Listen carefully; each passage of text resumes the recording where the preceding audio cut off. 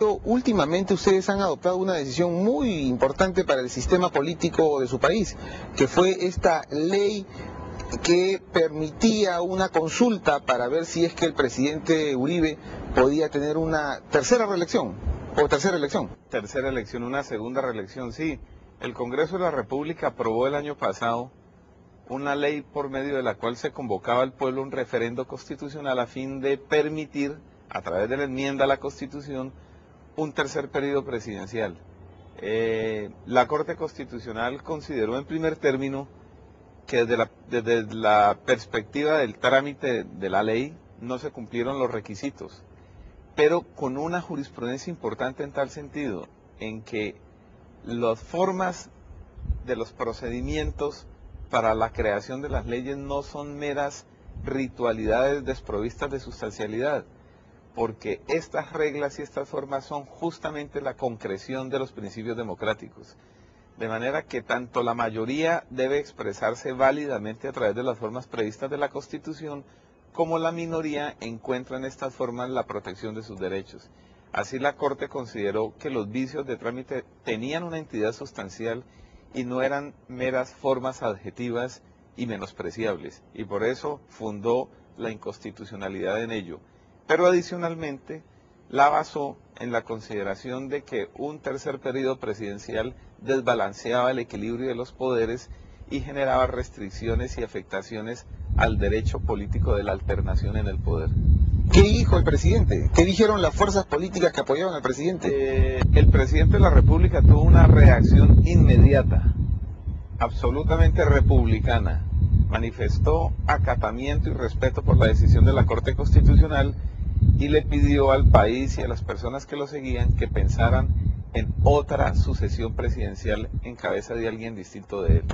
Eso quiere decir que en Colombia, a pesar de los grandes conflictos que ha tenido en los últimos años, ¿no?, con la guerrilla y el narcotráfico, tiene una institucionalidad jurídica o política bastante sólida.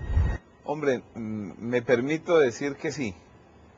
Tenemos un poder judicial independiente, un tribunal constitucional que falló en derecho, sin presiones, autónomamente, y tenemos un poder ejecutivo y un poder legislativo, en este caso un poder ejecutivo claramente respetuoso de las decisiones de sus jueces, desde el juez más humilde del lugar más apartado de Colombia hasta sus más altos tribunales.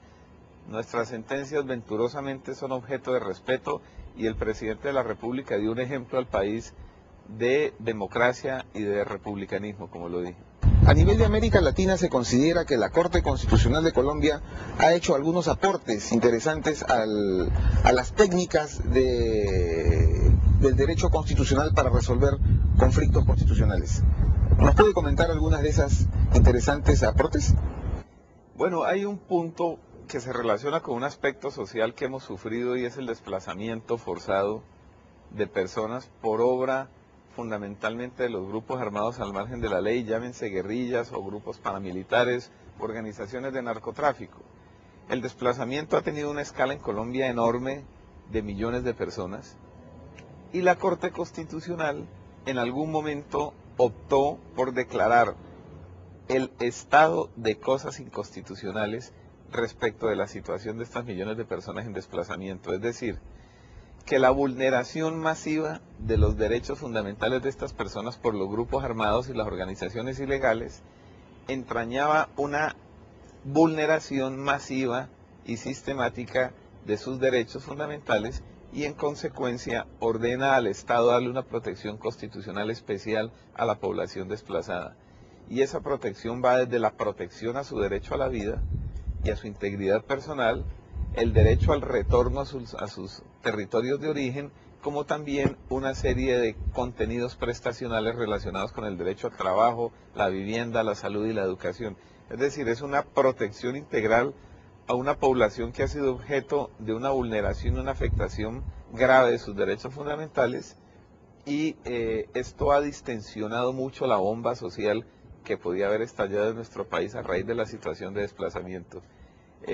Adicionalmente, la Corte, para que esta sentencia tenga debido cumplimiento, ha organizado un proceso de seguimiento a través de audiencias públicas participativas donde el gobierno da cuenta de los esfuerzos que ha logrado realizar en materia de atención a la población desplazada, con audiencia de voceros de la población, de voceros representativos de los desplazados y de la Defensoría del Pueblo, la Procuraduría General y aún de organismos internacionales y ONGs.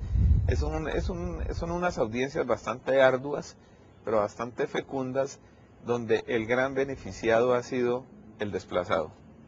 ¿Cuántos magistrados son en la Corte Constitucional de Colombia? Somos 9 magistrados. ¿Por cuántos años son electos? Tenemos periodo de 8 años. 8 años. En el caso del Perú son 5 años. ¿Y la renovación es total o hay una parcial? Tercera parte que se renueva gradualmente y 6 que se renuevan totalmente cada 8 años. ¿Qué consideración tiene usted respecto de esto que está, al menos en el caso del Perú, tenemos un problema en el sentido de que se exige una limitación legal a los jueces a través de una reforma de la ley o de la propia Constitución o una autolimitación? ¿Cómo es este tema de la autolimitación de los jueces en Colombia? Bueno, el rol de los tribunales constitucionales en el mundo y en nuestros países es bastante, es materia de controversia.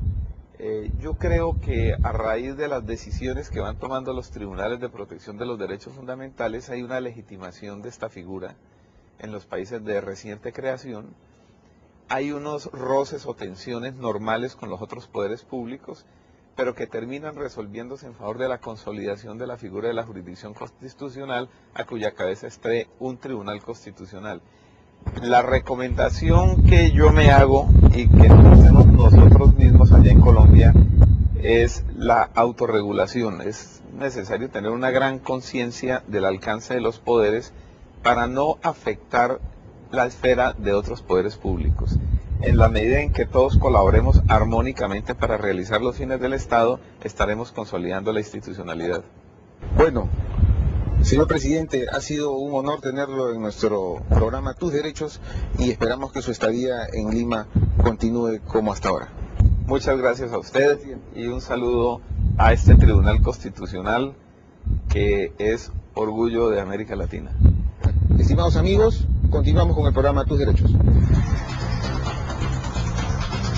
Bueno amigos, hemos llegado al final del programa Tus Derechos, producido por el Tribunal Constitucional. Esta edición estuvo dedicada a cubrir el seminario internacional denominado La Protección Constitucional e Internacional de los Derechos Humanos, evento que ha sido organizado por el Tribunal Constitucional y la Comisión de Venecia.